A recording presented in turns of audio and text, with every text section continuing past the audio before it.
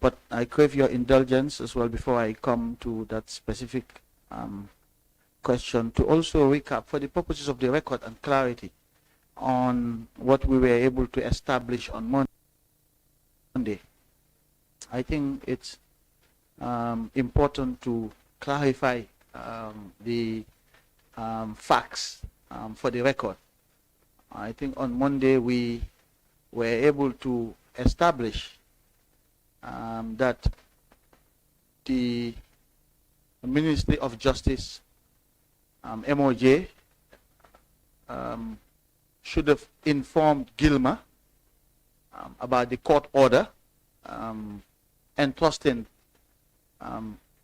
custody and control of the livestock to Gilmer.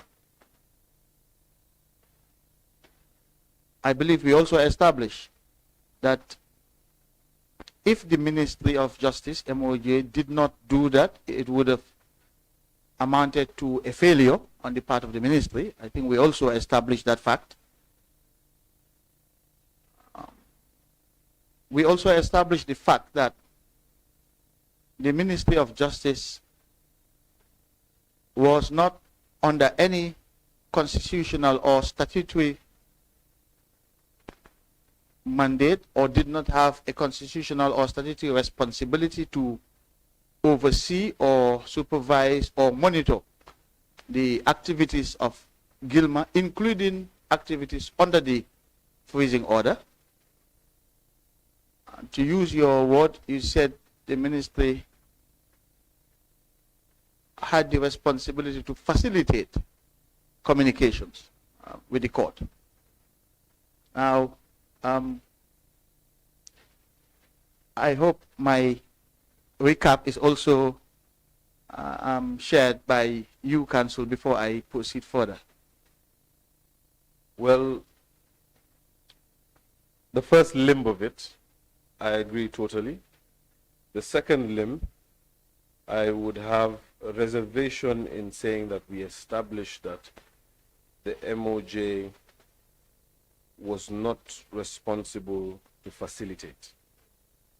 I would still stick to the point that the MOJ had the responsibility and the duty to ensure that the order was transmitted and it got to whomever it was intended to get to.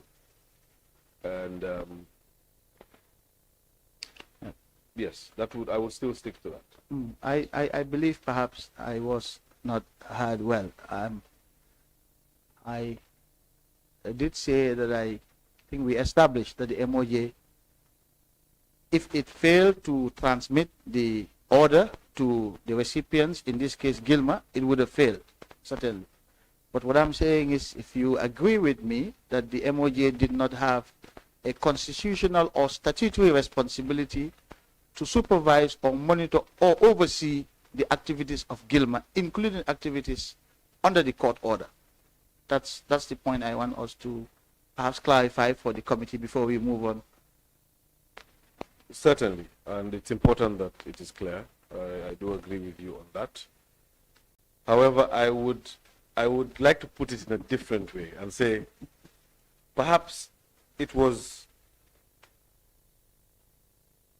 a duty out of practice, which practice the MOJ is well acquainted with, that the applicant in any suit, especially in an application, an applicant who has gotten the fruits of his application from a court should ensure that the letter of the order of the court is followed to the T. So I'll put it in that way. I don't want to yes. be going back and forth. I'm just focused on the constitutional and statutory responsibilities for the time being. Call it the de jure responsibilities. But you would agree with me that the MOJ did not have those constitutional and statutory responsibilities over Gilmer. As a start, I'll come back to the issue of the fact and practice. Perhaps I would agree with you that statutorily, the MOJ did not have a responsibility. But constitutionally, it can be argued that MOJ had a responsibility. So perhaps we agree to slightly disagree. Fair enough. But then, Council, I think soon after I admitted here that the MOJ would have failed in its responsibilities had it not communicated the order to the relevant government ministries. You did, and I commend you for your candor and honesty, you did feel duty bound, you said, to inform me that Gilmer did receive communications from the Ministry of Agriculture informing them about the court order. Is that, did I correctly understand that? Certainly, yes. Yes. And that's established. But what we do not establish is when Gilmer received that communication, when exactly in June. That was not established, and I did promise that today it would be established. And I did say that the MOJ would have written to the Ministry of Agriculture to inform them about the court order rather than to Gilmer directly. That was also stated, I believe, here, right? Yes. So I am assuming that the Minister of Agriculture would have only written to Gilmer as a result of the communications that they would have received from the MOJ on the court order. Well, that assumption would not be far-fetched. However, the committee has not come across any such correspondence. Okay.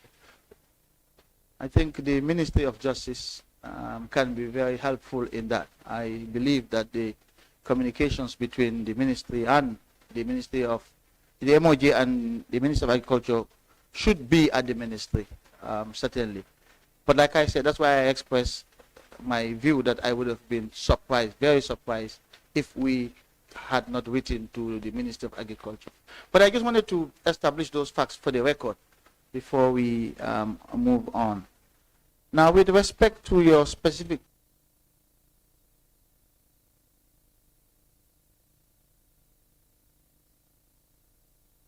question on the FIU, when we received the report and the attachments showing the bank accounts and the transactions, we made a preliminary review of it, and on that basis made the decision to go to court to freeze the assets pending further investigations into the activities or financial activities of the former president. So the FIU report granted us a preliminary basis for the freezing order before we continue the investigations more substantively.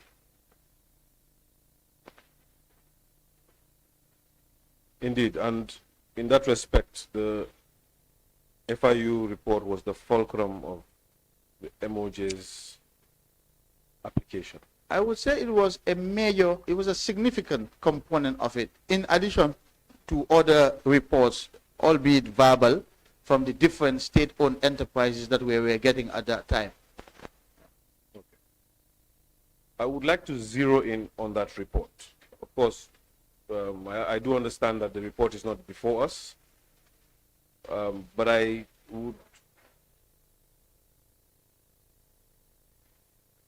understand that the report is not before us. However, I would assume that the content of the report might still be fresh in your mind, perhaps. Let's see, depending on the questions you ask.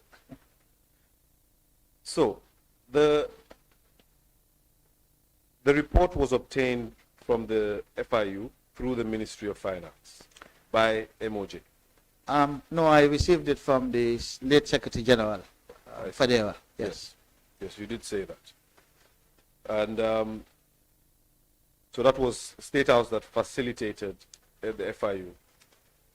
Well, report? I guess in the context of the discussions in cabinet, because whenever I was asked why nothing was being done about it, I kept insisting that I am waiting for some evidence as a foundation um, for any action. And so I guess in the context of cabinet discussions, the report would have been sent to the Office of the President, to the Secretary General, who then called me to inform me about it, and I didn't waste time to go and get it.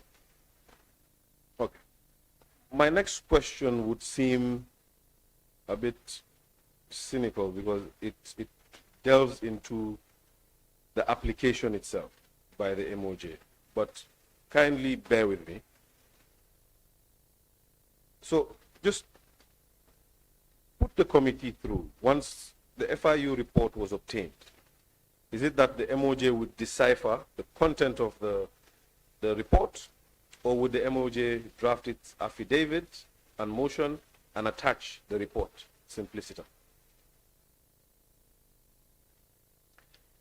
Now, that is difficult for me to answer simply because, as I said, first I was not directly involved in operational matters, not at this point yet. As I keep saying, the assets of the former president was not very high on my priority list. And so I obtained the information, shared it with my team, who worked on the motion and submitted a draft, which I looked at, okayed, and then the application was filed in court. So I do not recall really the mechanics of that application process, and simply because I was not directly involved in that operational matter at that point in time. Okay. The reason I ask is because when you look at Honorable Chair MOJ 5A, which Mr. Tambedou is the order of the 22nd day of May 2017 by Her Ladyship, the Honorable Justice Amina Saho Sise. When you look at that order, there is an attachment referred to as an annexure. Do you have the document before you? If I could ask the Secretariat to aid the witness with MOJ 5A.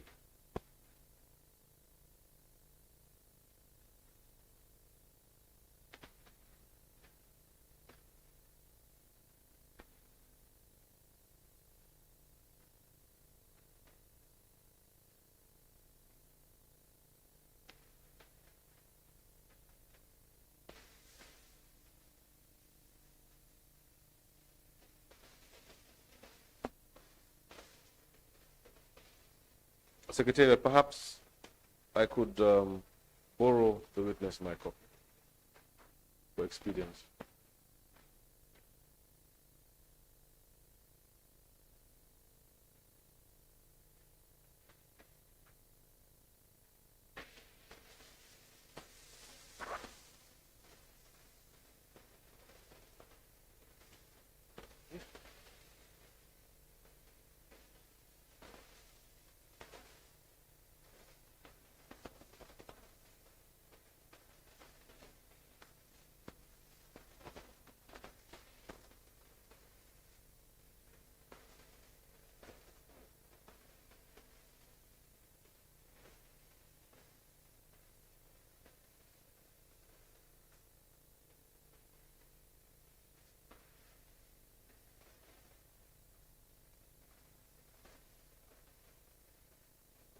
Perhaps I can give you a second to peruse through.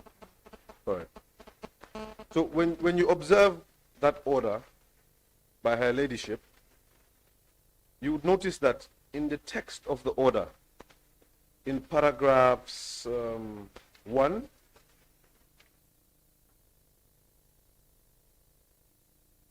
so there are 3 annexures referred to, and those annexures are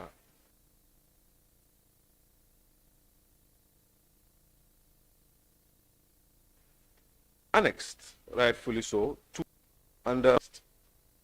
so to speak. It's not numbered, rather. But in total, there were about 153, roughly,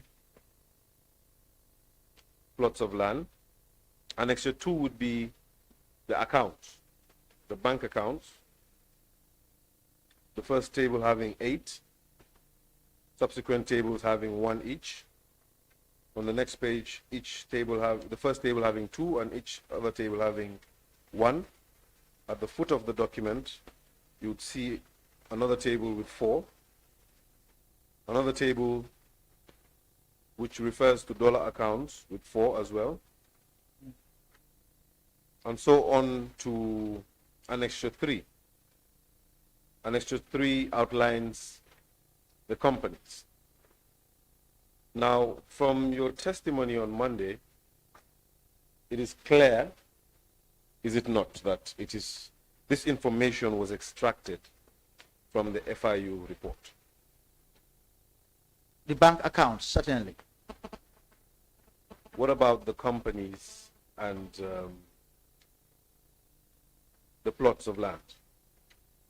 Well, in our quest to freeze the assets, we, of course, consulted the registrar of companies to identify the companies that we believe belong to the former president or his close associates. And of course, we contacted the Department of Lands to provide us with a list of the landed properties that we believe belong to the former president. So then, now, just to clear the record, instead of one report, one formal report, at least we know of 3 formal reports as we move on. One from the Ministry of Lands, one an internal document from the Registrar General, and the other an extract from the FIU report.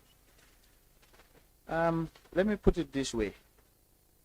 The FIU report provided us with the basis to approach the court for a freezing order.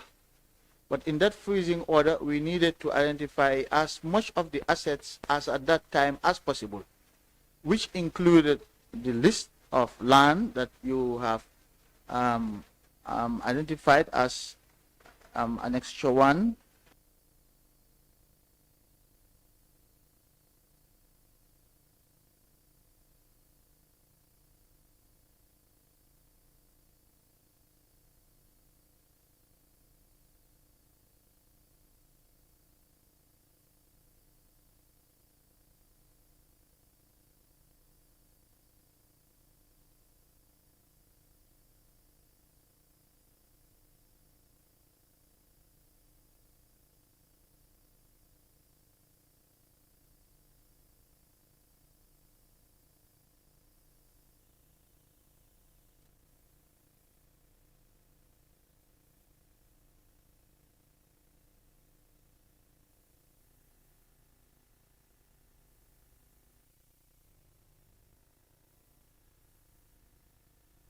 the list of land that you have identified as Annexure 1, and as many of the lands that they could identify as possible, which we attach as Annexure 1.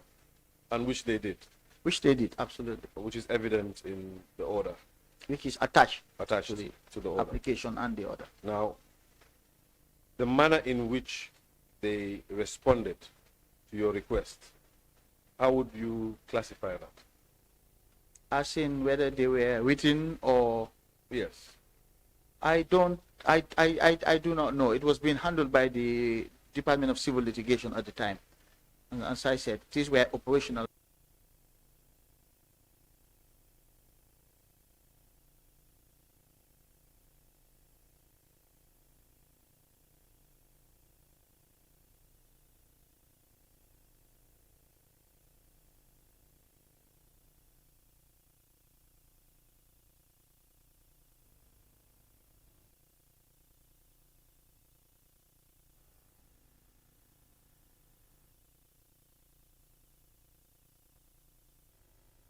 The chair, committee members to reflect on the course on the time And I would just go through briefly,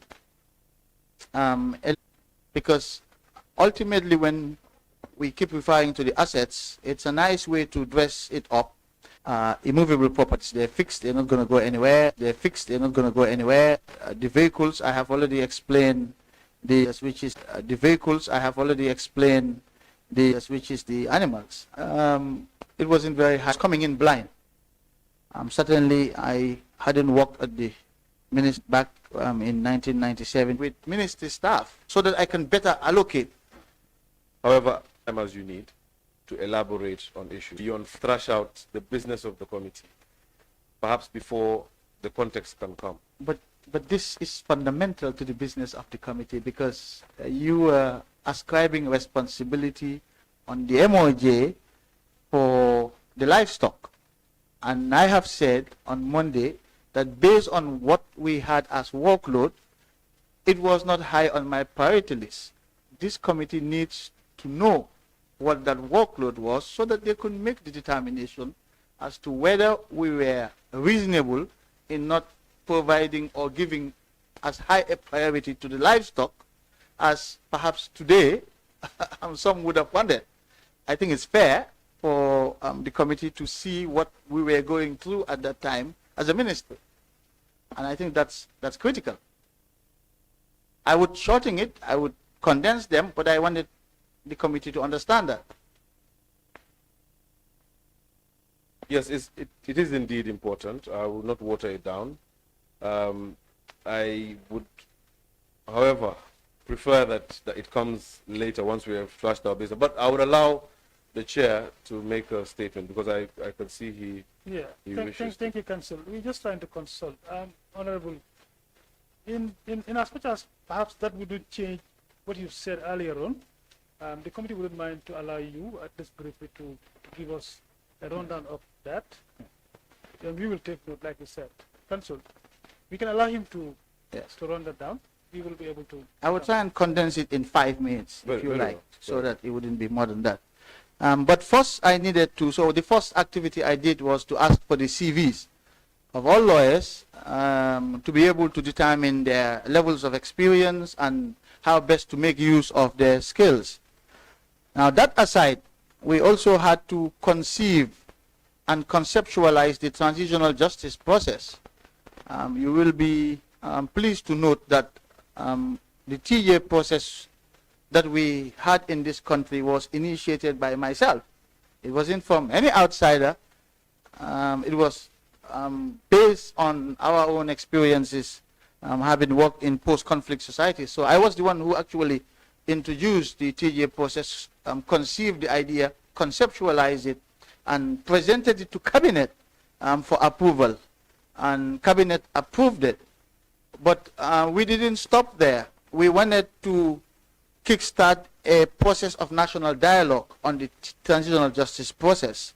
And so I reached out to the UNDP to help fund a national stakeholders conference on human rights and justice. And I believe members of this assembly also participated in that conference back in May 2017. But while we were working on those sort of national policy issues, I had also initiated within the ministry and established a criminal cases and detention review panel, because we were also aware that there were a lot of people who were detained at the Mile 2 prisons who have not had an opportunity to appear before a court, some of whom were there for years, and we wanted to make sure that that was given priority. So I set up a criminal case and detention review panel and gave them 3 months between March and May. And the panel reviewed a total of 241 cases involving 304 persons.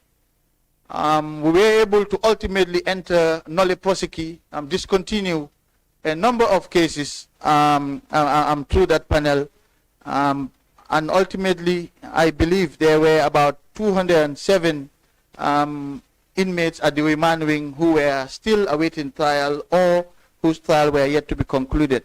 But the creation of a criminal case and detention review panel was one of the things that the ministry had prioritized. We had also prioritized as part of the TJ process, the transitional justice process, the study tour that we undertook in Sierra Leone and South Africa. And so I, together with some other participants from the police, civil society, and the ministry, went on this study tour. But at the same time, Honorable Chair, while all of this is going on, we were also working closely with UNDP to seek the Gambia's access to the UN's peace building fund.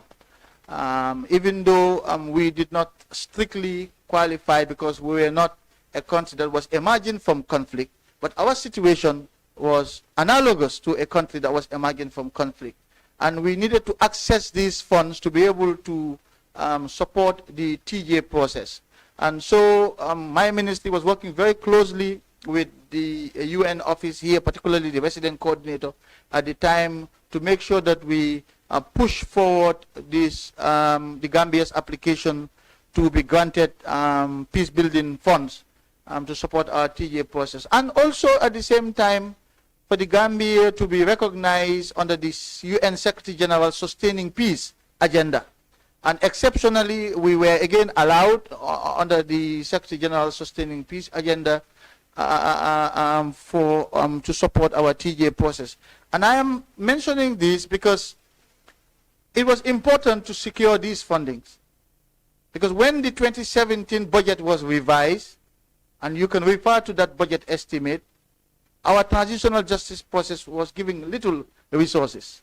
And I thought it was important because I guess many people, including some of my colleagues, didn't understand the scale and complexity of what we were about to launch in this country. And so I was focused on pushing forward this TJ agenda so that we can have the funds and the support necessary. At the same time, we were engaged in rebuilding our judiciary. We called it the Gambianization of the judiciary. We were involved in that very, very heavily, and all of those activities really made it difficult for us to focus on other matters that were not of immediate concern for us, which is why, if you recall, Mr. Chair, that I had taken the decision to outsource the case of the NIA 9. I had hired a private prosecutor in the person of Mr. Antuman Gay to help prosecute the case of the 9 NIA personnel who were arrested, simply because the ministry was overwhelmed. We didn't have the capacity to cope with all of the activities that were going on at the time, and which is why I also had to seek the support of the UK government, the government of the United Kingdom, through the British High Commission here, to help fund the position of special advisor on transitional justice, because I realized that the Solicitor General on his own, who is dealing with the ministry's day-to-day administration and management, would not be able to cope with the demands of a transitional justice process.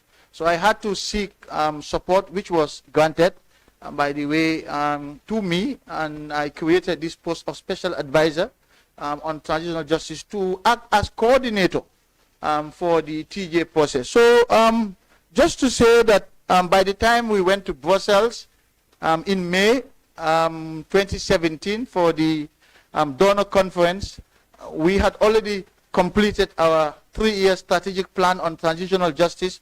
We had shared those with members of the process. That one of my colleagues teased me there and said, well, the government is there for my ministry alone, because all the support tended to be for my ministry.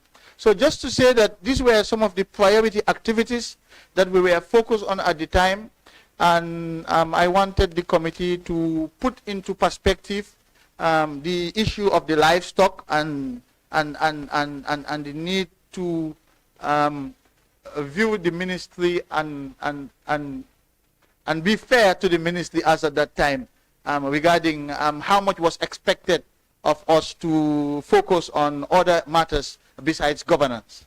Just wanted to provide that for the committee's understanding as well. That's okay. Thank you so very much, Mr. We'll take note of that. Council, you can proceed. Sorry. All right. Now, Mr. Tambedou, I feel compelled to fish out some of those, to look into some of those facts anyway. Just one question before we go to my initial question. You have described a scenario where, indeed, and it is notable that the ministry was overwhelmed at the time, and not just the ministry, but yourself. Now, I wish to ask you, which initiative did you begin with amidst all that chaos? Well, first I had to, as I said, conceptualize our transitional justice process. I have been a keen follower of events in the country, even though I was living abroad. And based on my experience working in a post-conflict society, I knew, and I think the international community also shared this view, that all the factors that could contribute to conflict, violent conflict, in a post-dictatorship era were present.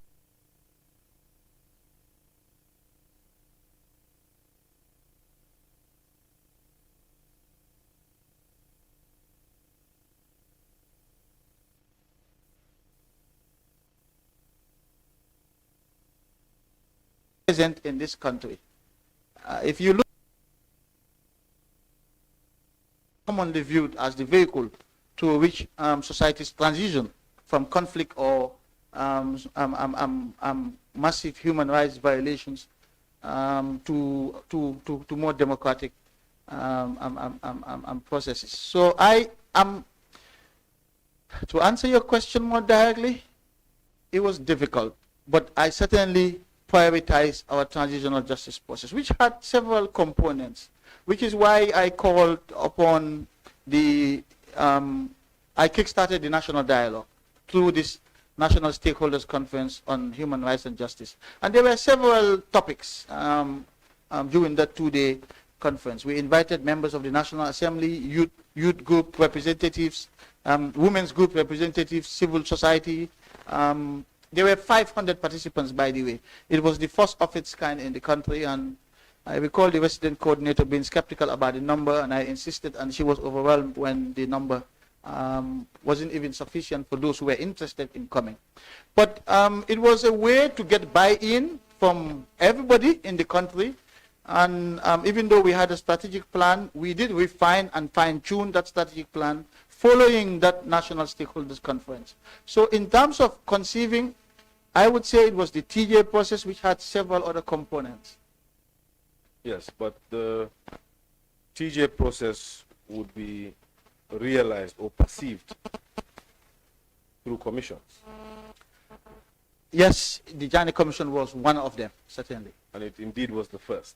It was the first major activity. The first activity under the TJ process, if you ask me, would be the Criminal Cases and Detention Review Panel that we started at the ministry, even though that was not in the public eye, but it was important, vitally important, to make sure that those who were deprived liberty and who were still in mile 2, who were the victims of politically motivated prosecutions or persecutions, if you like, including many public officers who were charged with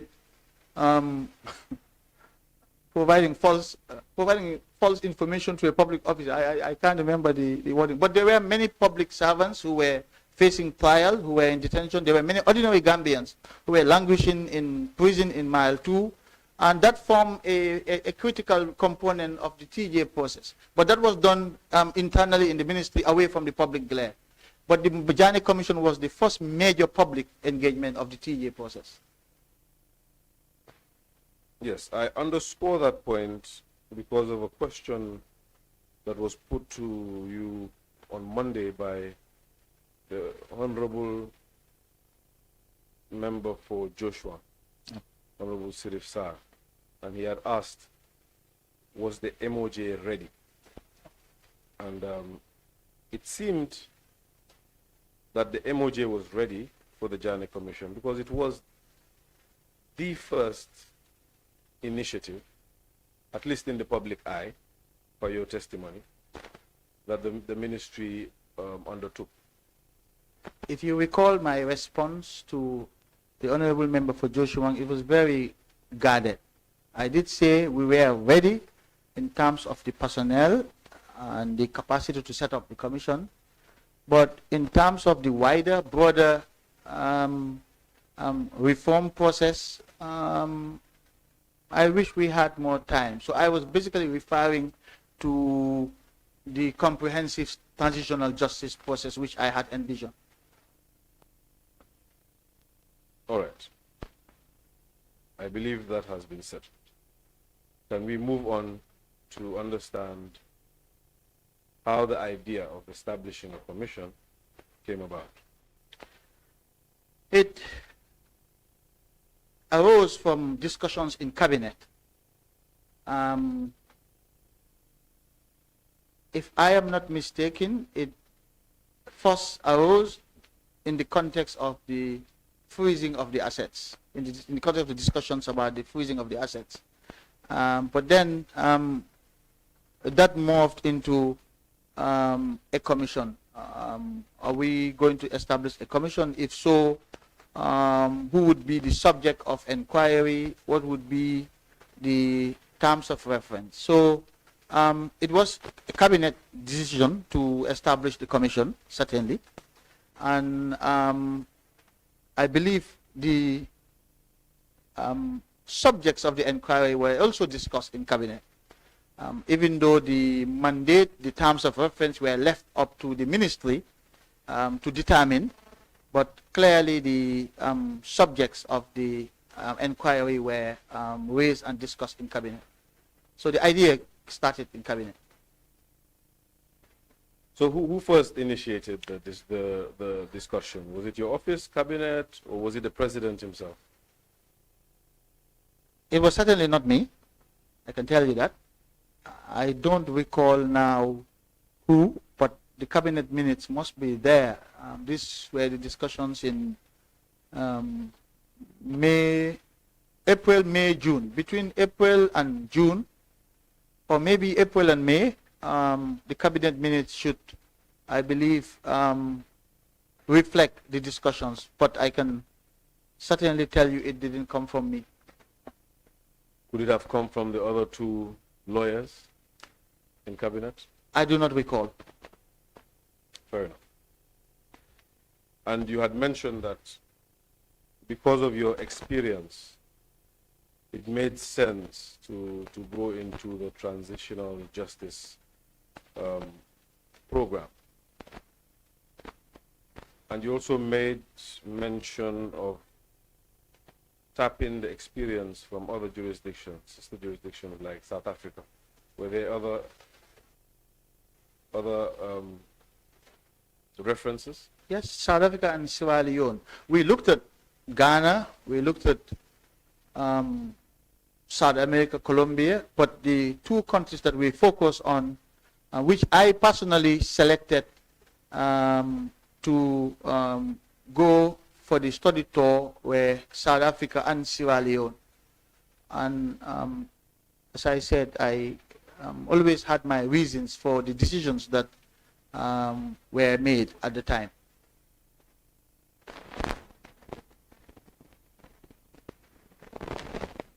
So what about the commission in itself? Was there consultation with sister jurisdictions? I know you mentioned the wider TJ process. But what about the Jammeh Commission? In terms of setting up the Jammeh Commission? Yes. We have had an excess of experience of setting commissions in this country. I'm sure those who would recall after the 1994, even though they were not the ideal models, and even after that, there were a lot of commissions that were set up in the country. So the expertise was here. We didn't need to go far for that. Talking about not needing to go far, I would like to ask whether other mechanisms were explored. Perhaps the conventional mechanism of allowing the police or even the FIU, who had already begun gathering evidence as it seemed. if I... Of course, there is also the National Audit Office. If I wanted to be funny, Council, I would say, why has the National Assembly chose this approach to look into the disposal of the assets and not through other alternative mechanisms? Because this is the traditional way of finding facts for the National Assembly. In fact, when you go to our standing orders, this is directly what we go to. Yeah. And this is the National Assembly breaking in part to report to itself. And that is precisely why. And I'm glad you wish to be funny, because that is precisely where I'm driving at. There were other traditional, much less costly options. So I'm trying to understand, and for you to guide the committee on what made the Commission of Inquiry model ideal. Well, first, there are several reasons. There are several objectives. But first, I'm sure the committee appreciates that the President has a prerogative to establish the commission under the Constitution. If the President makes the determination that it was in the public interest to establish a commission, he certainly could, and which is what happened in this case. The objectives of the commission are laid out in the legal notice that established the commission. But the fact that it was going to be a commission of inquiry that was accessible to the public was absolutely important.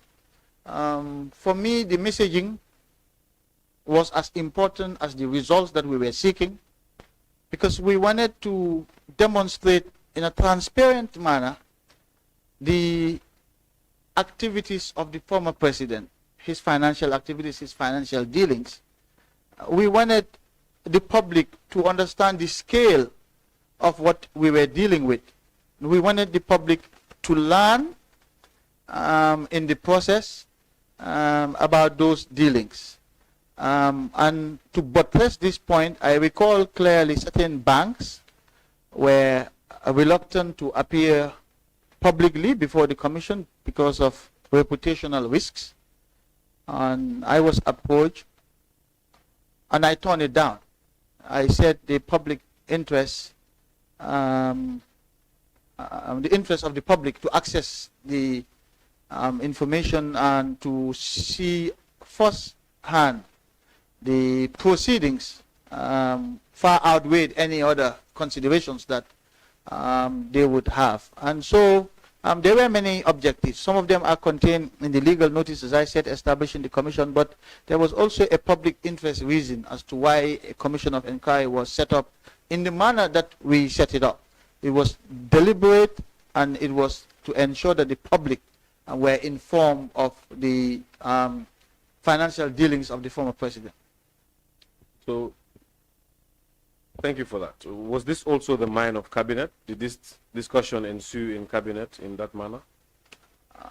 I believe when cabinet decided to have a commission of inquiry in this public way, that would be part of the objectives. And how urgent was it to establish this commission? There was a lot of pressure, as I said, pressure from the public to for the government to be seen to be doing something. And since the other aspects of the transitional justice process required more planning, required more preparation, the Jammeh Commission, as I said on Monday, was the low-hanging fruit of all the major public activities of the TA process. Mr. Tambedou, I would concede in saying that if I were in your shoes, I too would prioritize other initiatives over this. However, the fact remains that the Jammeh Commission was the foremost initiative, as it concerns the public at least, the foremost initiative that the MOJ, or rather the government, initiated. Now, you mentioned that it was a low-hanging fruit, but in another breath, going back to your response to Honorable Sar's question, your answer, as you put it, was reserved. And what I deduce from that is there was an element of unpreparedness. Now, I'm trying to reconcile these two statements, it being a low-hanging fruit, yet still having some complex parts to deal with before one engages in it. So could you help the committee and certainly myself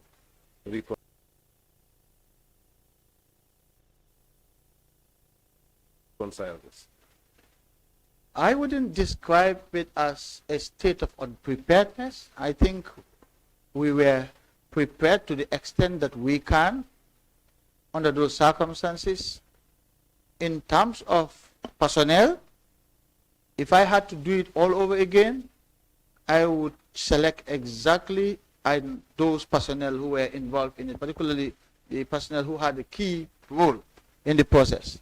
Now, in terms of other mechanisms of the process, perhaps we could have benefited with from more time on our hands. But that is not to say we were not prepared. I think we were prepared. We were as prepared as we could have been under the circumstances. Let me put it that way. Fair enough. Let's go back into the halls of cabinet, the discussions that ensued. Now, when such an initiative is proposed, to my mind, all the different policymakers, the ministers rather, would weigh in from their perspective, of course. Now, the Minister of Finance and yourself, the Minister of Justice, should have been key amongst the speakers in cabinet on that fateful day. And I'm trying to understand how the ministers advised His Excellency the President into issuing the legal notice. Council, this one is a very slippery slope. Indeed. In the sense that you appearing to inquire into the decision-making process in cabinet. I'm not sure whether, in principle, that falls within your mandate in this committee. If it does,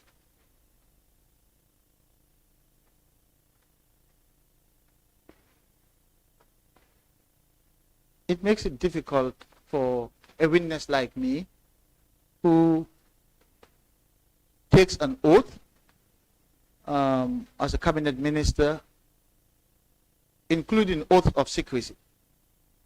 And so while I am happy to provide you with the general context, I am mindful of the need to also be guided because I'm now caught in between two oaths. One oath here to tell the truth, the whole truth, and nothing but the truth. Another oath as a former cabinet minister who was sworn to secrecy and confidentiality. And so there is a limit to what I can share with you in terms of cabinet discussions. But in any event, the fact is, cabinet decided to establish a commission. A commission was established. Could I weigh in there, Mr. Tambedou? Because it's very important for the record, because the public is watching, to state that, yes, indeed, you did subscribe to an oath of secrecy in cabinet, and you did take an oath here to tell the truth and the whole truth. I don't see a conflict, because where the oath of secrecy was taken in cabinet, and you are protected as far as other institutions are concerned, but you are not protected when it comes to the National Assembly.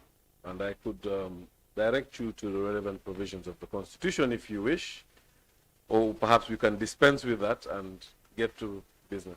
I am very conscious of the relevant provisions, both in the Constitution and other relevant laws. The problem is,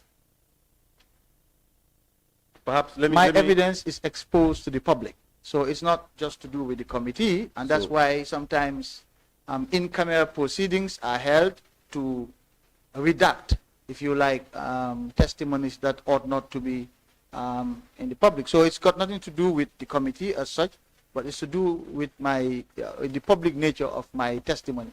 Great. Just like the vision of the Jammeh Commission to be in the public eye, the vision of the National Assembly was for this committee to sit in a very transparent manner in the public eye. But I must say, you do have the right to declare that, or not rather declare, but to request the chair to allow you to make certain evidence in camera where you believe it is sensitive.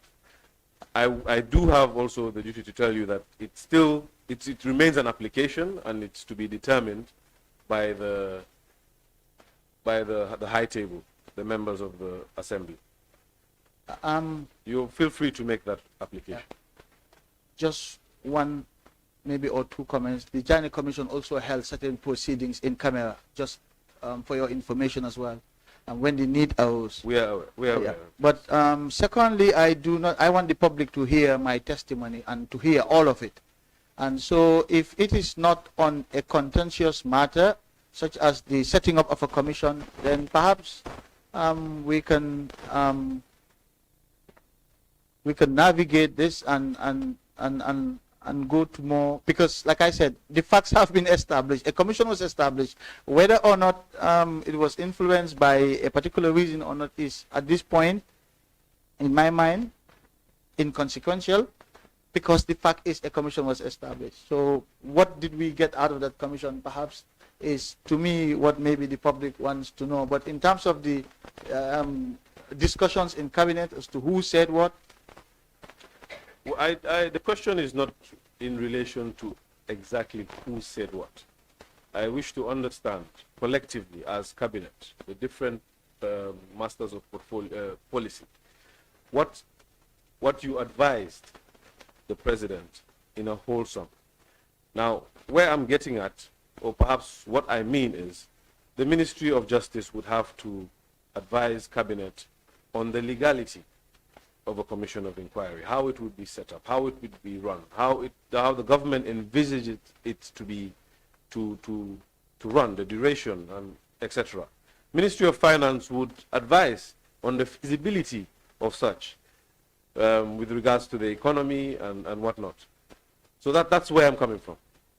Yes, that is an ideal situation today, 8 years after the fact. At the time, we didn't have the luxury to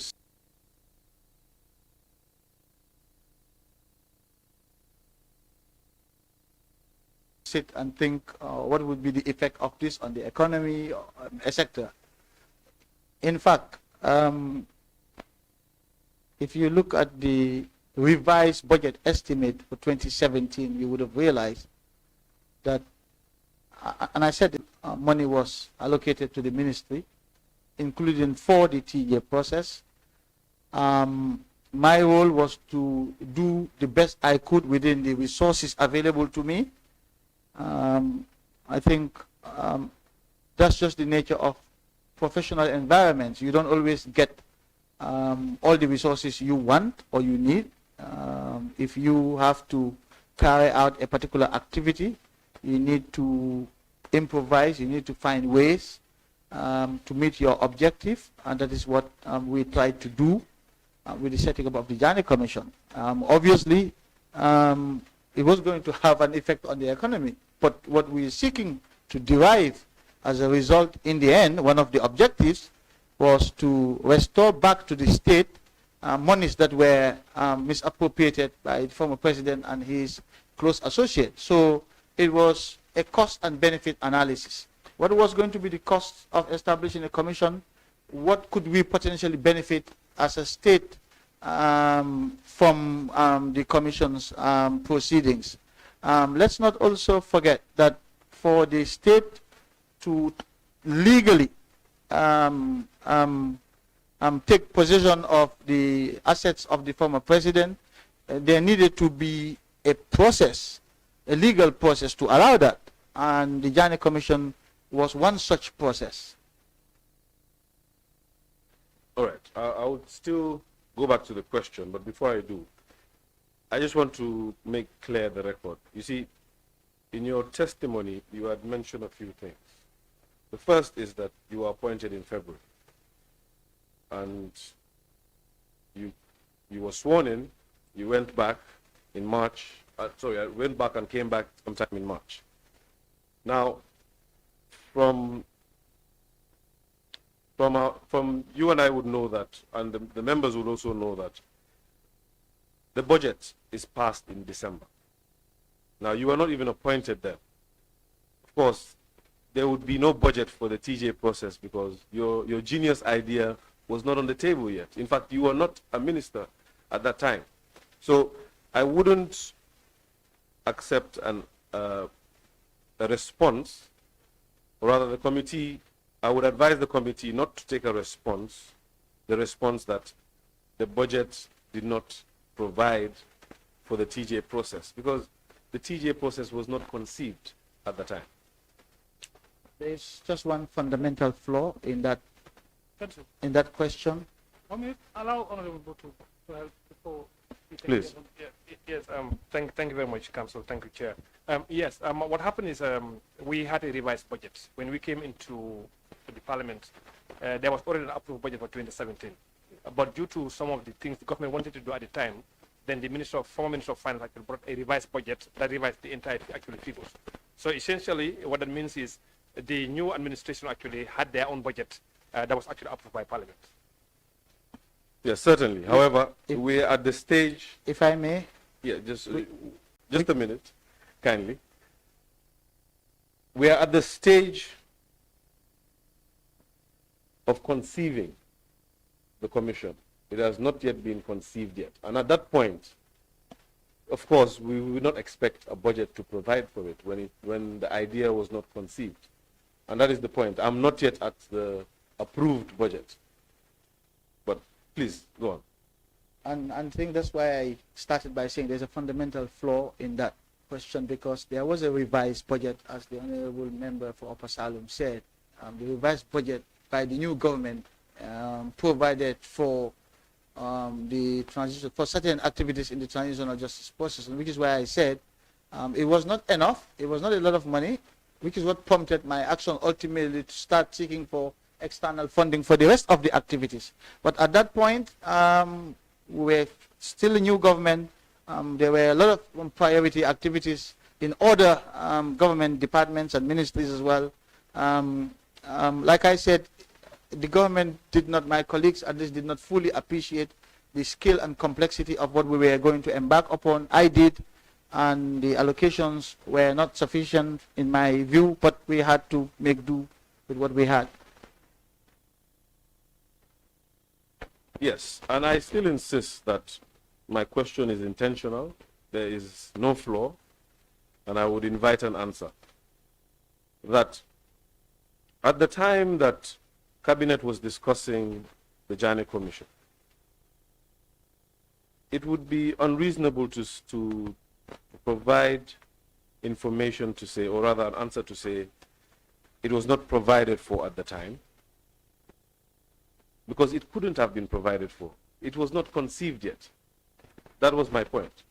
Now, my question was the nature of advice rendered to the President to warrant him to issue a commission of inquiry. And I'm particularly interested in the MOJ and the Ministry of Finance. The MOJ because of the legal tenets of this endeavor, and the Ministry of Finance because of the structural, financial, and administrative tenets of the Commission.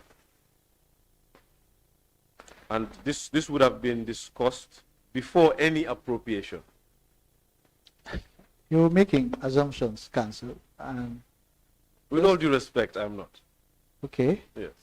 Okay. Please, go ahead. I will take your whatever answer you. So what's the crux? What's the crux of your contention? That there was no budget when we were conceiving the idea of the Jammeh Commission, and by the time it was set up, or there was a budget? Which I'm not sure. I'm not sure I got you clearly. So my question is not about the budget. I brought the issue of the budget up because you had preferred an answer to the committee to say that there was no budget. There was no budget line at the time. There was no sufficient allocation of resources at the time. Yes. But there wouldn't have been sufficient allocation because there was no budget line for the commission at the time. There was nothing allocated for a commission because that commission was not conceived. But that is not my question.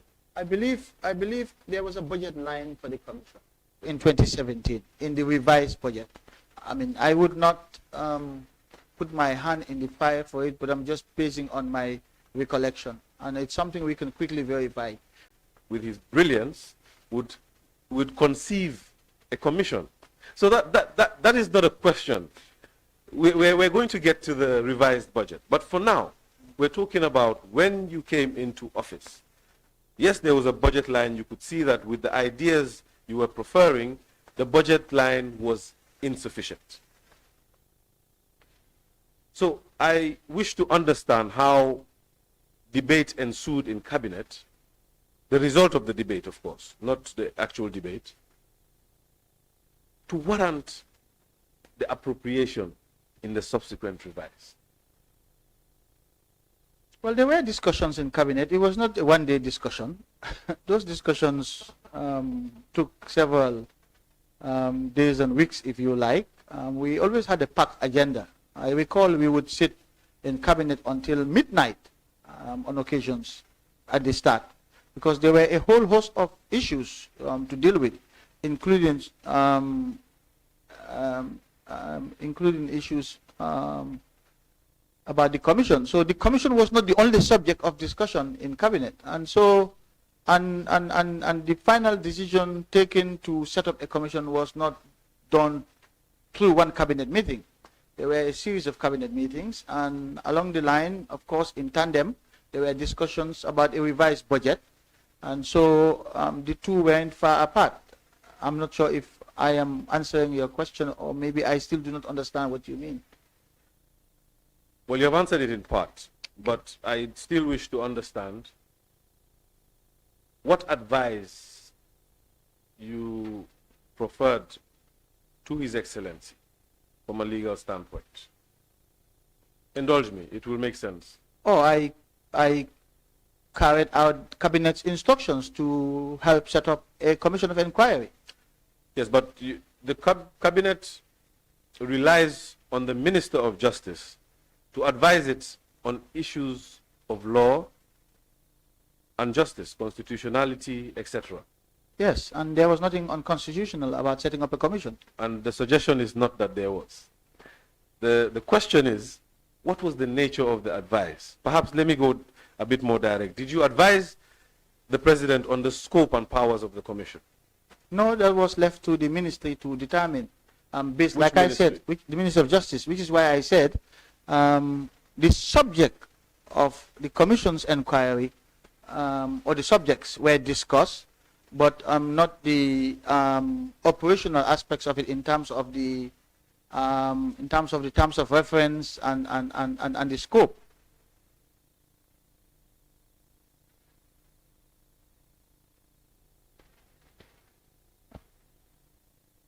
So, precisely that the Ministry of Justice, and of course the ministry can't sit in cabinet, it is the Minister of Justice who would sit in cabinet. So, let me rephrase that. The Minister of Justice would advise the President on the scope and powers of the commission. Yes, the President was briefed. Yes. When the commission was being set up, that's right. And of course, he would understand that commissions are generally independent, and they would report back to him once the tenets of his instructions were carried out, etc. Not just generally independent, they ought to be independent. Indeed. And then that is perhaps where the Ministry of Finance would pick it up from, to ensure that that legal advice is accompanied with some sort of financial advice. After marrying the two, you would get, indeed, a practical, independent commission. Are you suggesting that in the absence of the Ministry of Finance providing autonomous financial support to the Commission, then the Commission was not independent as such? Is that the insinuation here? I'm limiting my question to advice to Cabinet, as at the moment. And we will get to that bit shortly. I don't recall that discussion ever taking place in Cabinet. Okay.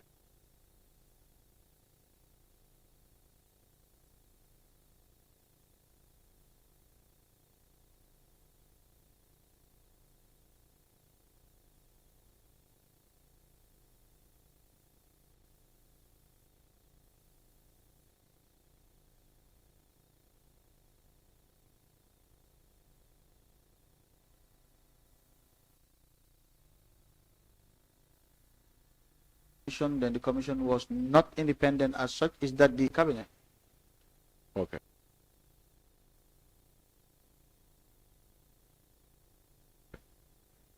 But the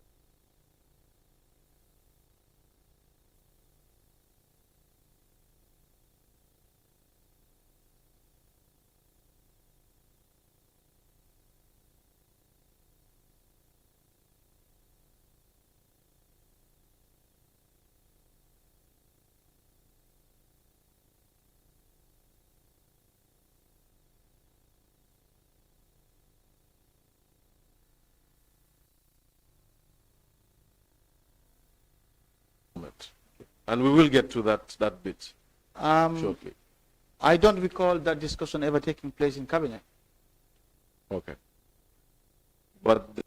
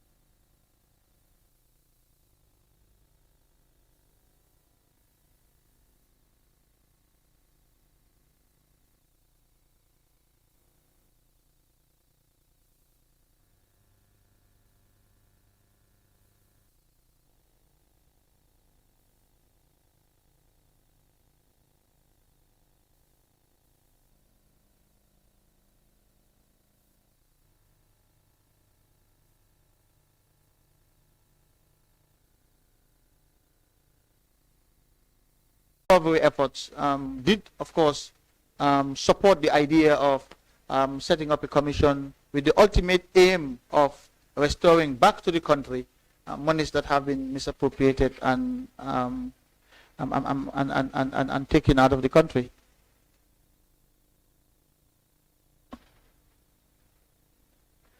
Thank you. Briefly, I would implore you to guide the committee on the commission being a quasi-judicial body, what that entails, and what government's understanding of that was at the time. You're making me feel like I'm sitting in a law school exams classroom. Counsel, I'm not. On the contrary, I would be the student because I just asked the teacher to give us some wisdom on what the government's mind was. So I wait with my pen and paper. All right, well, let me give it my best shot. Quasi-judicial means partly judicial and partly fact-based. Because the Commission of Inquiry is a fact-finding exercise. It's to establish the facts as they are.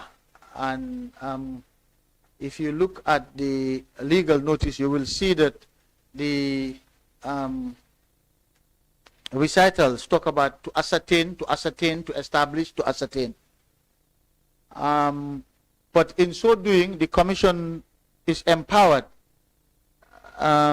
to exercise certain judicial powers similar to powers of a high court judge, particularly in terms of procedure and processes, including the power to summon witnesses, to appear, to produce documents, basically similar to the powers granted to this select committee under the Constitution. So that's my understanding of a quasi-judicial body. But there are other reasons as well. There are other factors. For instance, because of the... That's fine. I will take what you prefer to the committee, just to give the committee an idea of the government's mind at the time. And indeed, it was the government's mind that the Jammeh Commission would be a quasi-judicial body. By reason of their mandate and the powers that that a commission is established upon, you can qualify it as a quasi-judicial body. So it's not necessarily the mindset of the government, but it's by virtue of the nature of the commission itself and its proceedings, which is why I would refer to it as a quasi-judicial body. All right, that's fine. However, I would also like to know whether the government understood it as such.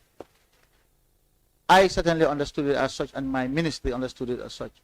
And your ministry was the one representing the government? Absolutely. And updating the government? Indeed. And also advising the government? Absolutely. So if you took it that way and your ministry took it that way, it would be safe to say that the government took it that way?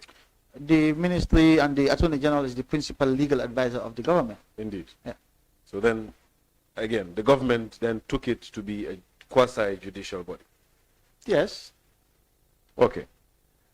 Now, let's go to the setting up of the commission. It was set up on the 12th day of July 2017.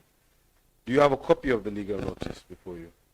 I believe that the Secretariat could aid the witness with MOJ2.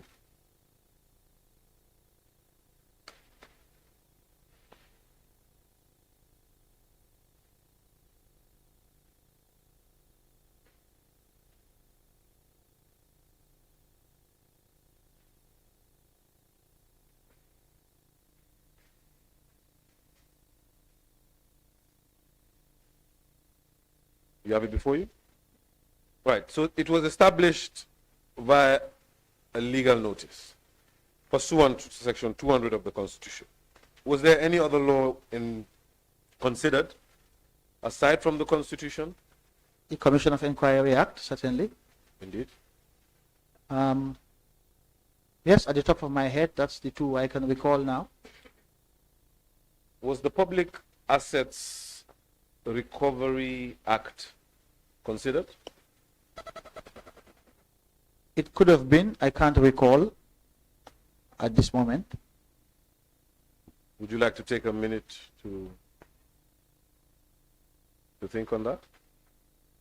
I don't think it makes a difference whether I recall that or not, but if there are any specific questions about that, do please. Yes, I'm curious because the manner in which the commission was set up is largely identical to what the provisions of the Public Assets and Properties Recovery Act. What's the year of that act? 94. Yeah. I deliberately asked that question because I suspected this was the act. It was first a decree, which was later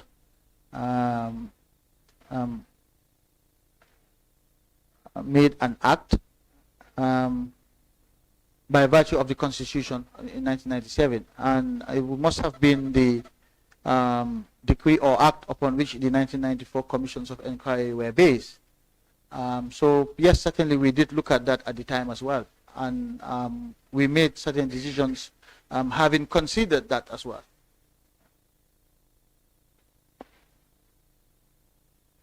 Yes, just to save us some time, some of the similarities in the way the Jammeh Commission was set up and the provisions of the Act would be seen in Section 3 of the Act. I'll just name one and then we can move on. I do not want to belabor this point. It was just to guide the committee to identify the Act.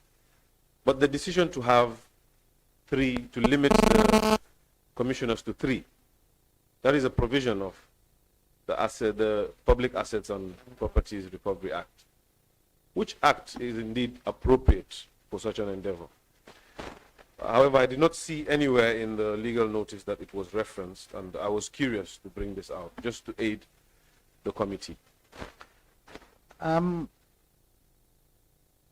It could have been, I am not sure, it could have been that we were inspired by that act, but I would hesitate to confirm that, because now that you mention it and you mentioned the year, I now recall that the issue was discussed, and it was discussed in the context of which approach we want to take for these commissions, because one approach was the 1994 approach based on this act, where there was no appeals process, if I recall now very well. Now that you mentioned it, there was no appeals process, if you like, against commissions of inquiry pursuant to that act. And under the Commissions of Inquiry Act, which was the alternative, which allowed for aggrieved persons to appeal against the findings of a commission. And we obviously clearly chose the Commissions of Inquiry Act to allow people the right to appeal the findings of a commission. So it was in that context that we looked at the Commission of Inquiry Act and the Public Assets Recovery Act and opted for the Commission of Inquiry Act. All right. Like I said, I do not wish to belabor the point. A commission was set up. I would leave that issue as it is. So, but still in comparison, if I were to compare the Jammeh Commission to its to the other commissions that followed, you would see that the proper administrative and financial strengthening were applied in subsequent commissions, unlike the Jammeh Commission. Is there a reason? Absolutely. A few reasons. The first reason is that the Jammeh Commission was established under Section 200 of the Constitution. The other commissions that you referred to, which had financial autonomy, were set up pursuant to an act of the National Assembly. So here we're talking about the Truth and Reconciliation Commission, the Constitutional Review Commission, the National Human Rights Commission, etc. So they had they were established by an act of the National Assembly. If you look at the other commission that was established pursuant to Section 200 of the Constitution, which was the Banta Commission of Inquiry, you will see that they also, like the Jammeh Commission, did not share autonomy. So the commissions they were set up under Section 200, the Jammeh Commission, the Banta Commission, didn't have financial autonomy compared to the commissions of inquiry, or rather the commissions that were established by an act of the National Assembly, which were more comprehensive, whose terms of reference were more detailed, which benefited from a lot of preparation and planning. Yeah. Unlike the Jammeh Commission.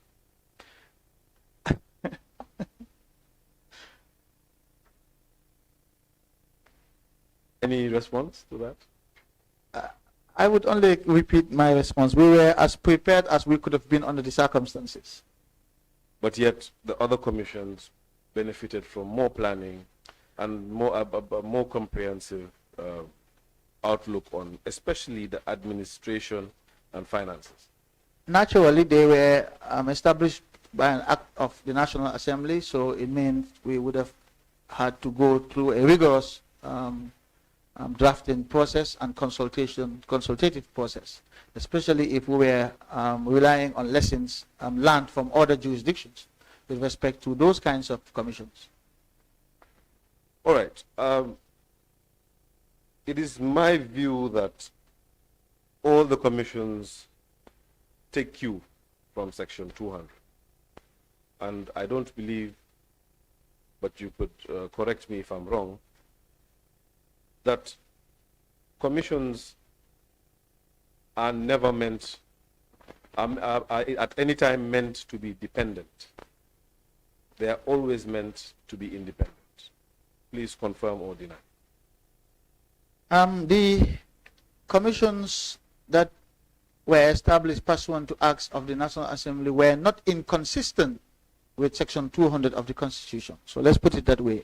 They were not inconsistent with Section 200. But I believe that even where you have commissions established by acts of the National Assembly which appear to have financial autonomy, they're still funded through the government. They're still funded through the government. They get their subventions from the Ministry of Finance through the Accountant General's Department. So I don't see a material difference except in the management of those resources. I think it's a question of accountability in the end. In the case of the Jammeh Commission, because the Justice Ministry was the financial conduit, if you like, there will be some accountability on the part of the Justice Ministry for the monies that were expended in the Jammeh Commission. In the case of these other commissions established through an act of the National Assembly, they are self-accounting commissions, so they answer directly in terms of their accounts to the Accountant General and Auditor General. And which one would be more ideal? I think I have said right from the start that the higher or the greater the degree of financial autonomy, the greater the perception of independence. But if you ask me, from my personal perspective, independence for me means operational independence. The ability to make decisions that are based on relevant considerations and not irrelevant considerations, and not to be subject to the direction or control of any person or authority. For me, that would be independence.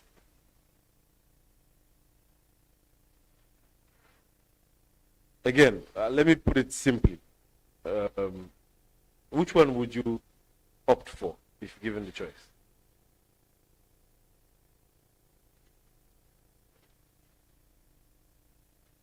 I'm not sure I have a preference for either, so long as operationally the entity is exercising its authority without being subject to the direction or control of any other authority or person. To be honest, I do not care where the money comes from. Okay. All right. You had earlier brought comparison between the judiciary, the National Assembly, and the government.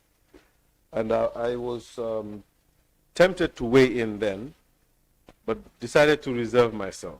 But I do want to set the record straight as it pertains that issue anyway.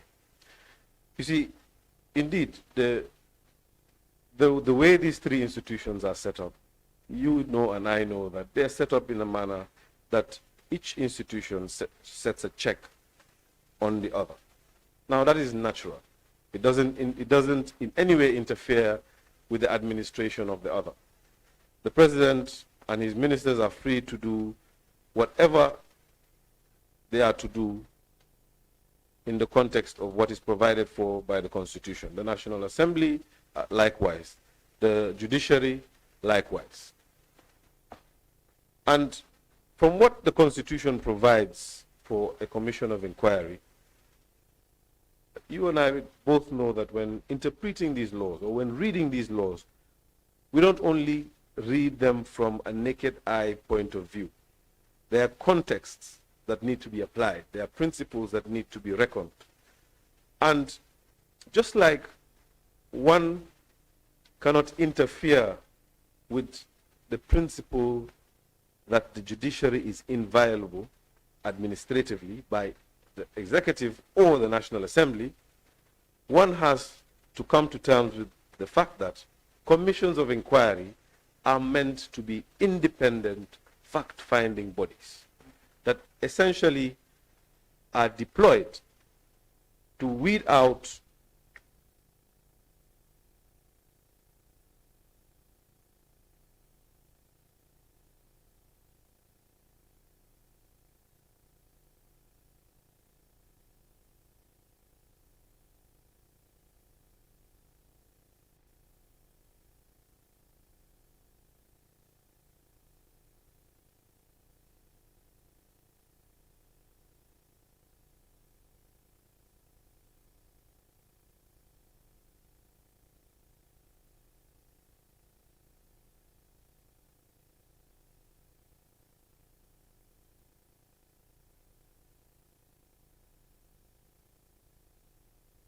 whatever subject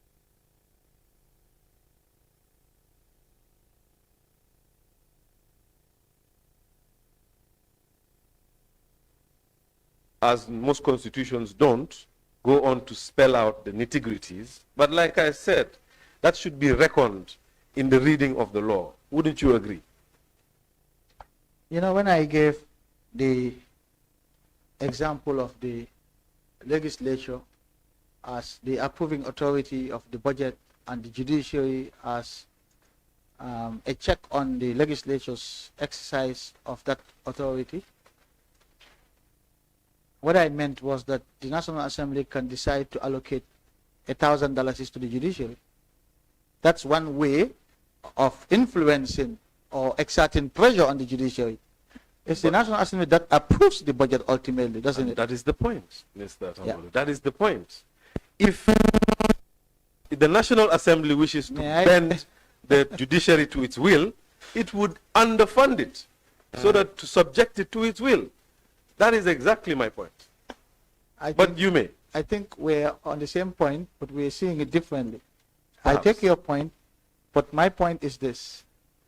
If the idea that the approving authority can exert influence or pressure because it is providing the funding to an entity, then typically, in principle, the National Assembly can decide to exert pressure on the judiciary by allocating with fewer and fewer and fewer resources. So the fact that the National Assembly has the final authority over that and the judiciary is very aware of that does not mean that the judiciary cannot exercise its functions independently.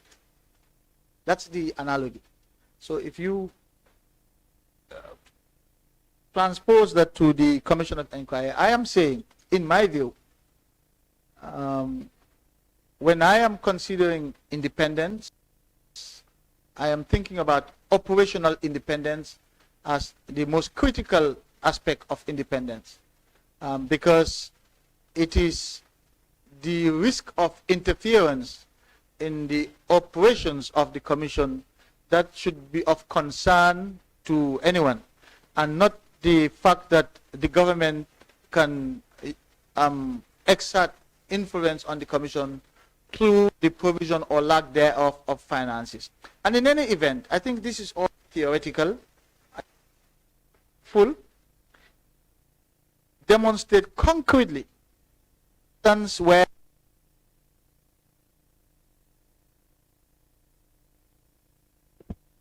I think it would be helpful to, if you can demonstrate with concrete example how the government interfered with the independence of the Jammeh Commission, rather than us discussing what could or could not happen in principle.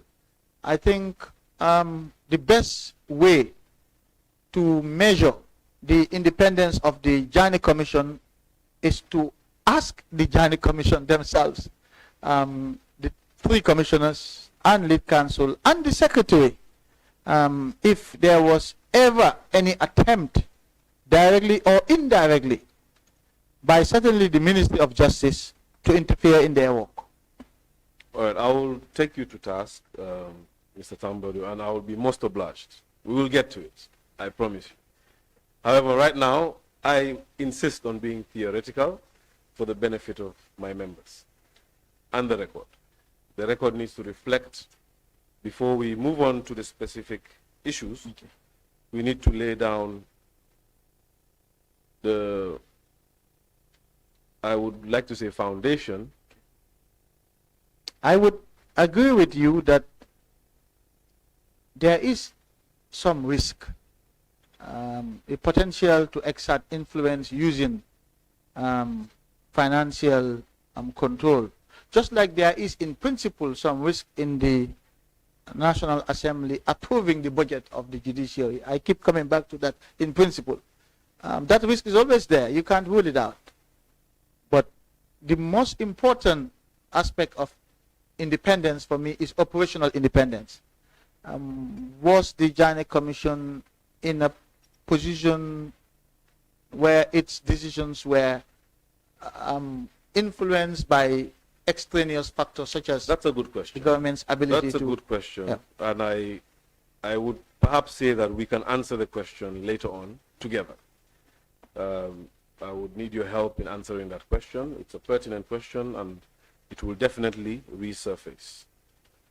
But just also to sanitize the record again, you see, the relationship between the National Assembly and the judiciary, especially with the budget, is heavily provided for in statute and in common law principles, right? And you and I both know that even though the National Assembly, so to speak, would be the alpha and omega in deciding what appropriation to give, what final appropriation to give an institution, when it comes to in the independent institutions, you know that drastic changes to undervalue or to under allocate are put in place.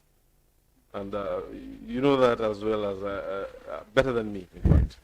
I'll tell you that in the case of the Jammeh Commission, and we will get to that, the ministry bent over backwards to provide them with the resources they needed to do their work independently. Okay, we will get to that, as you said. Okay.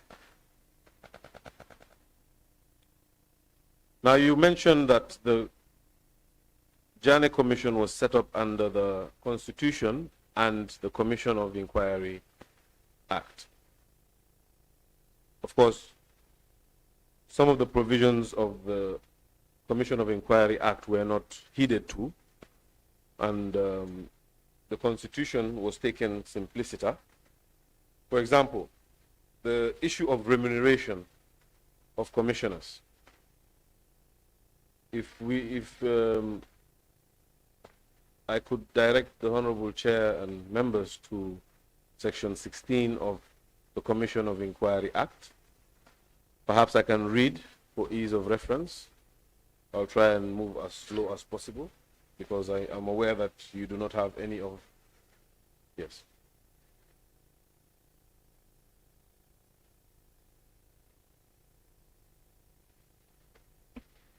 So, remuneration, if any, to commissioners, etc.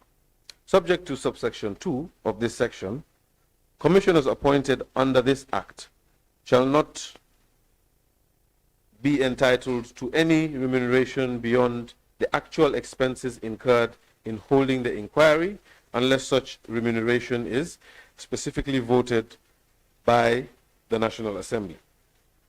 The President may direct what remuneration, if any, shall be paid to the Secretary and to any other persons employed in or about the Commission, and may direct payment of any expenses extended on the carrying out of the Commission or on any proceedings for the recovery of any penalty under this Act. 3. The sum so directed shall be paid out of the general revenue of the Gambia as the case requires on the warrant of the President. Now, I would like us to decode this section a bit, but with expediency. Would you agree with me that this section basically says that when it comes to the Secretary, the President has the prerogative of determining what he or she should be paid.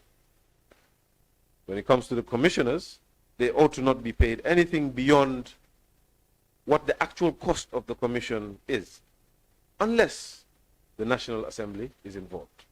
Of course, we know that the National Assembly was involved. We are trying to set the record straight for prosperity, if you may. Is that right? What Absolutely. I've stated? Absolutely.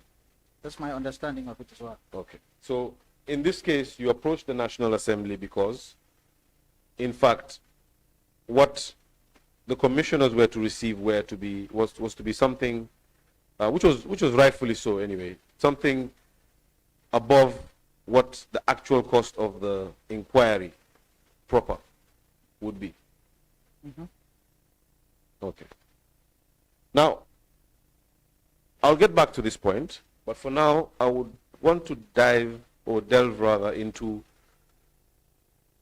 the personnel of the commission. And before I weigh in with specific questions, I would allow you to flow with regards to the personnel. And when I say personnel, for starters, I mean the personnel referenced in the legal notice. That is the 3 commissioners and the Secretary, for now. And not council? And council? Not yet council. Not yet. Okay. Well, the 3 commissioners and the Secretary were appointed by the President on my recommendation.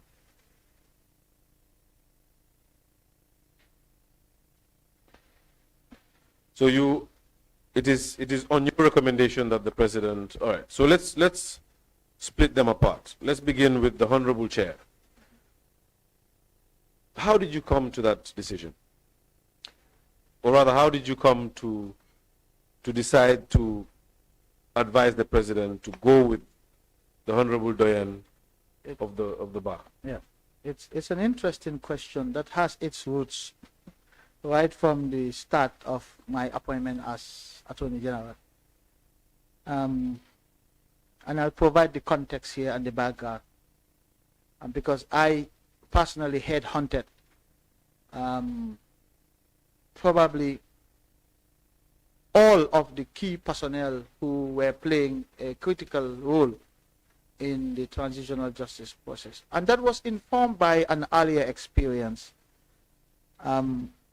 I have asked you a question on Monday, and you responded that you were not in the country back in 2017. Back in 2017, early on, there was the cabinet decided to amend certain constitutional provisions to remove the upper age limit for the position of vice president and to increase the upper age limit for judges in the judiciary, I believe from 70 to 75, if I recall correctly. Now, these were the very early days. These discussions occurred in February, and the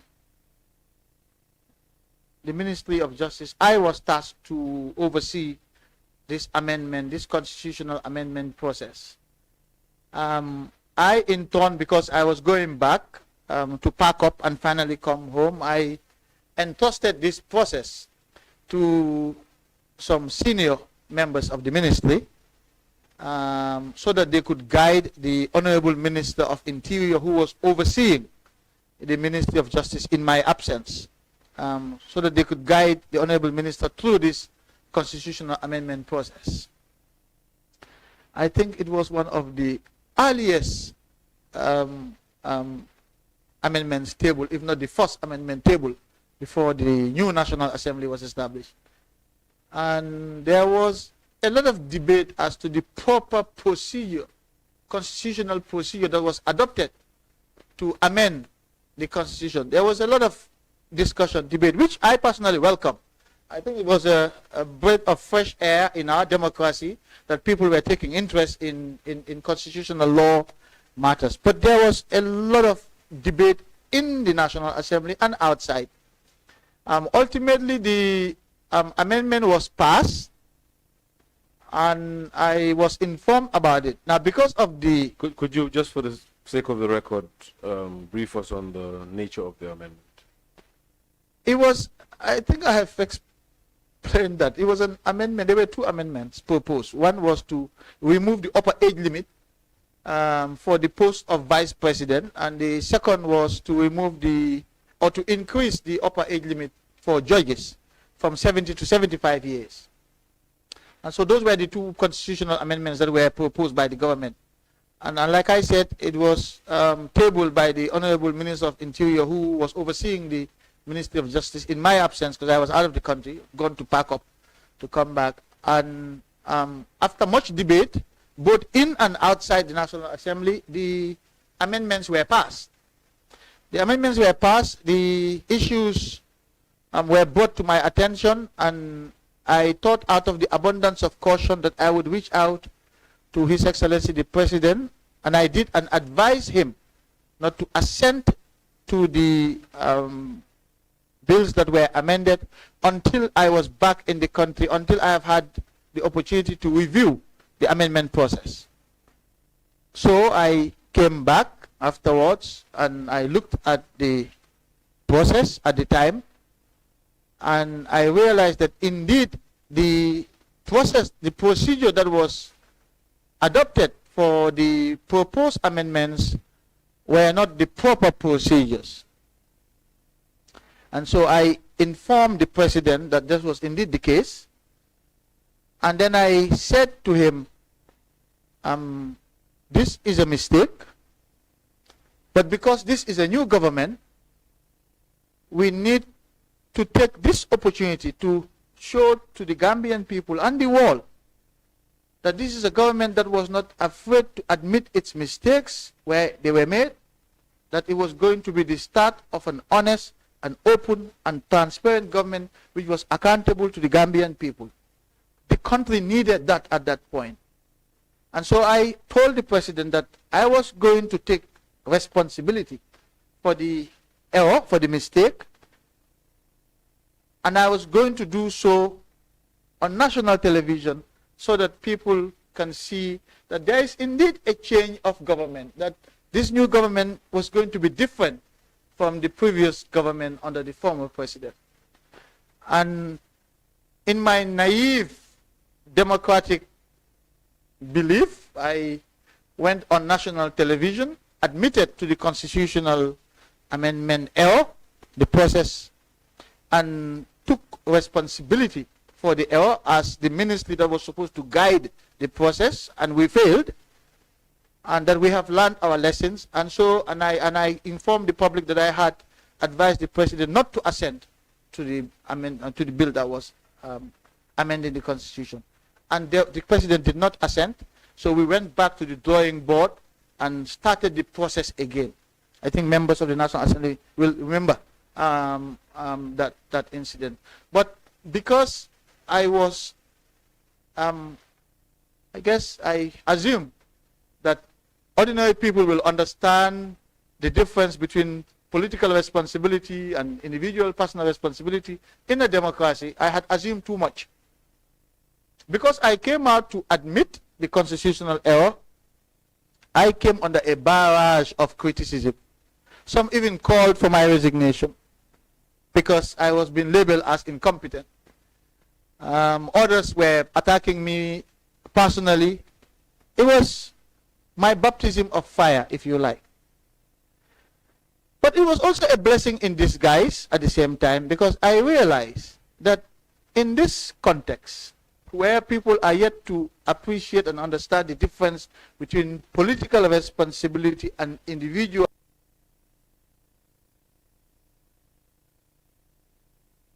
or personal responsibility, and since they are quick to blame individuals when things go wrong, I would take a more direct interest approach in operational matters. That's when I decided to do so, which is why I was the one who personally led the national consultative process throughout the country on the establishment of the Truth Commission. I was the one who led the study tour to Sierra Leone and South Africa. I was the one who personally identified and headhunted key personnel in our transitional justice process. Since I was going to be blamed where things go wrong, I might as well take part, direct part in the decision-making process, so that when I am blamed, it would be justified. Fair enough. So the chairperson was indeed a selection of your making, which was then given to the president, and the president, of course, accepted. Before that, as part of this headhunting process, we established certain criteria in the ministry. Great. Some of which were to be later reflected in the TRRC Act, the CRC Act, and the National Human Rights Commission Act. But that's the criteria for selection. That's the criteria for identifying personnel to be appointed. Great. And since I was overzealous about local ownership of these processes, some of the criteria, some of which I'll share with you today, included the fact that the appointees needed to be Gambian first and foremost, Gambians of high repute, of competence, of integrity, trustworthy, and non-partisan. And these were the criteria we had at the ministry in identifying personnel. And on the basis of this criteria, I approached the chair, Mr. Jammeh. I have had other people say that the members of the commission and council indeed were appointed by Honorable His Excellency former Vice President Honorable Usainu Dabo. That is not true. There's nothing further from the truth. I was the one who personally identified Mr. Jammeh at that time, for whom I had great respect, and who for me fulfilled all the criteria that we had established at the ministry, and approached him. I called him up. He never answers his phones, by the way, Mr. Jammeh. So I left a message for him, and he only has a house phone. He doesn't have a mobile phone. I'm not sure if that has changed, but I left him a message at home, and he called me back, and came to see me in my office. And I discussed and offered him the opportunity to chair this commission, and if he agreed, I would forward his name to His Excellency the President. And that's how I approached Mr. Jammeh as chair of the commission. Great. I'm pretty sure the status quo remains. Mr. Jammeh still does not use cell phones, I believe.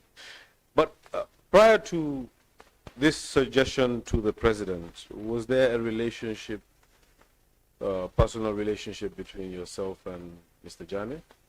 No, it was just professional. And what about the other commissioners? Who advised on the choice of the other commissioners?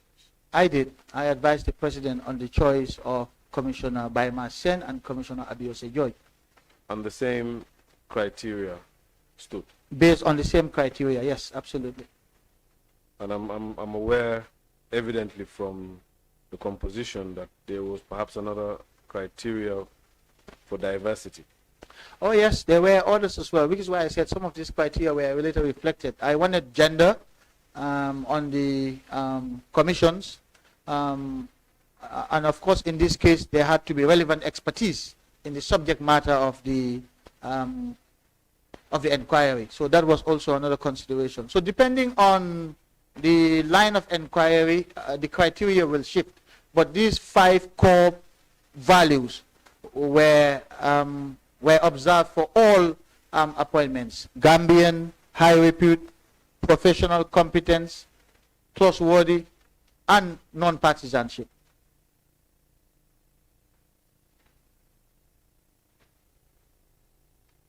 And those were the 3 commissioners? Yes, those were the 3 commissioners. A lawyer, a banker, and an accountant, if I'm... Yes, a lawyer, a banker, and an accountant. That's right. Okay. And the president had no objection to any of the names? No, not to my knowledge. Was this again discussed in cabinet? Yes, I certainly recall mentioning the commissioners in cabinet, and of course the president approved my recommendation to appoint them.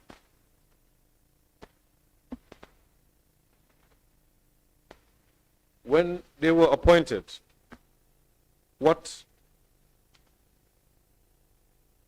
so they were appointed by virtue of 2 documents. The first document would be the legal notice, which they would see their names in and see that a commission has been established and I am to play such and such a role. And of course they would receive letters, and I would direct you to one of the letters, but perhaps that would be premature right now because we're about to go on a break. So I wouldn't want to bite an apple and not chew it. Perhaps, Honorable Chair, we can take the break early. I've seen the notice that it's almost 2:30. We can take the break early so that I'm not left hanging. Just maybe, Mr. Chair, before I just want a small correction. I'm not sure if it was the legal notice that preceded their letter. I suspect it was the letter of appointment that preceded the legal notice. Well, from record, they were both issued on the same day. Okay. However, okay. we can deal with that straight That's after fine. lunch. Yeah. Okay. All right. Thank you so very much, Council. At this point, I think it's appropriate for us to take a break. And yeah, as usual, we will have our lunch and prayers as well. And we'll resume around 3:30 for continuation. Meeting adjourned for now. Thank you.